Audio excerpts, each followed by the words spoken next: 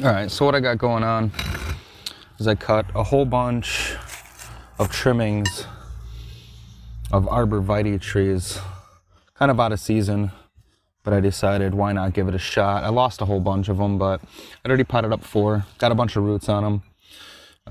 You know, no roots on this one, but it's got some nodes. A big old root on this guy. Big old root on this guy. So really I'm just kind of going through them and repotting them here. It's a perfect time to do it. They're just going to start taking off. Not doing any trimming on them.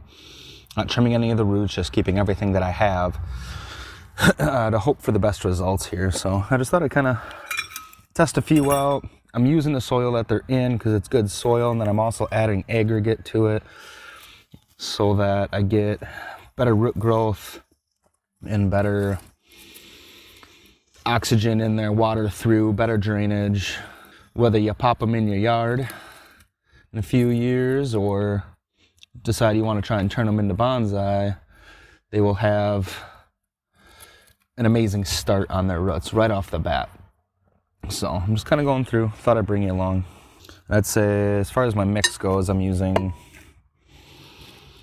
say for every one of these this full of soil, I'm using so 2 to 1. So I'm using some pure bonsai soil, and then I'm also using some succulent soil that has some bark fines in it in order just to keep a little bit of moisture in there. The bark itself will break down and it'll be beneficial nutrients, and we'll repot them again in about 2 years. So this is just what I'm up to.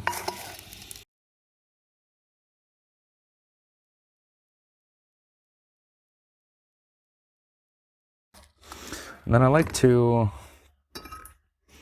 take my chopstick and just make sure around the edges the soil is down, kind of poke through the center, make sure there's not a lot of roots on these guys, so there's not a lot of open space in between the roots that there isn't any soil. So it's not a big deal here. I just like to use that guy, but this really helps with older bonsai. They have a lot more roots and a lot more open gaps when you pour in your mixture. It doesn't quite fill well, so this just kind of helps you tease roots, let soil in, so on. I'm just using it right now instead of using my fingers. I think fingers can have the potential to like rip roots off if you push too hard. Never something you want to do. Should be doing this like this. This guy's gonna be cool once he really starts going to town. So this guy's got much more roots on it. I can tease a little bit more of the soil down in those roots, but they lay pretty flat, so it's kind of on your own judgment as you go, whether or not you really need this or your fingers are good enough, or, you know. Yeah, so these are green giants, Arborvitae. It's a thuja species. I'll kind of do this too a little bit just to pound the soil down. Another good use. Yeah, see, look at this guy.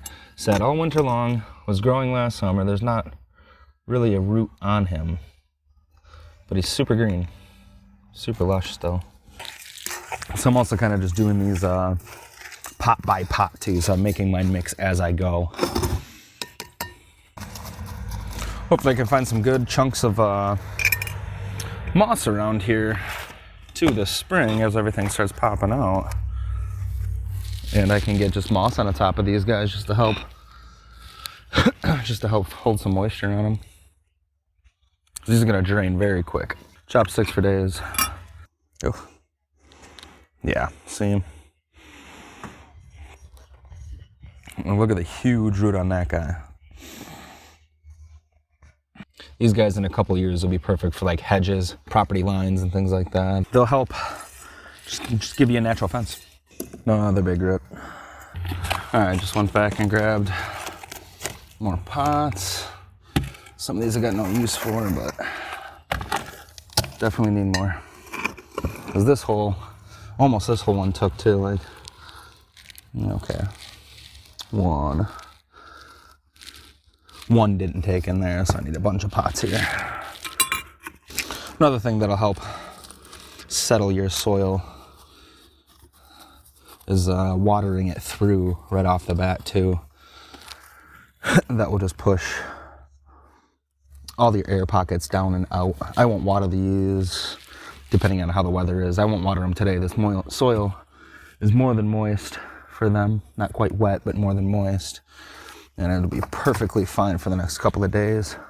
Freshly potted, but once it dries out, and I'll water them. I'm excited for these guys though. All right, let's give her hell. Yeah, it feels a lot better.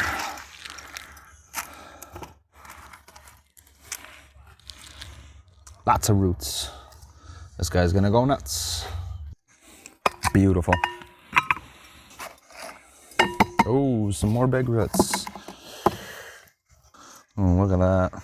So, not a heck of a lot of roots, but this is all scraping underneath here.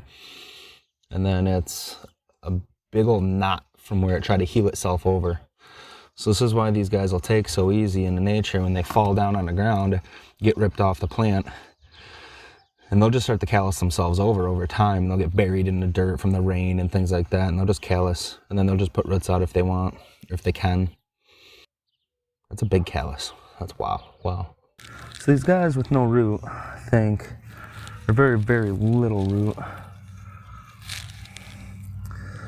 So I got these four here. I'm gonna double those two up. And then these two are monsters, so they're gonna get their own. Well, we only got 4 left, so let's see if we get her. There are 2 pots here, awesome. They're just smaller pots, I think they're gonna do. That'll be enough for them, I guess is my thought. Running low enough on soil to make a space sacrifice. And what's cool about those guys, they don't have much root at all. Oh, okay, fair enough. These two have root, those two don't. Yeah. So, but those two I could just shove right in the dirt. And potentially, if anything, shoving it in the dirt with the aggregate there, I'll get like a tear or a scrape on the callus, and it might just throw some roots there. So some people don't even scrape them. Some people just shove them in the ground, hope for the best, and it works, or shove them in a pot and hope for the best. And it absolutely works. It's always about your percentage. All right, guys, so that's all of them. So that's 2, 4, 5, 6, 7, 8, and a tray of 12. That's a lot. That's 20. That's 20 probably.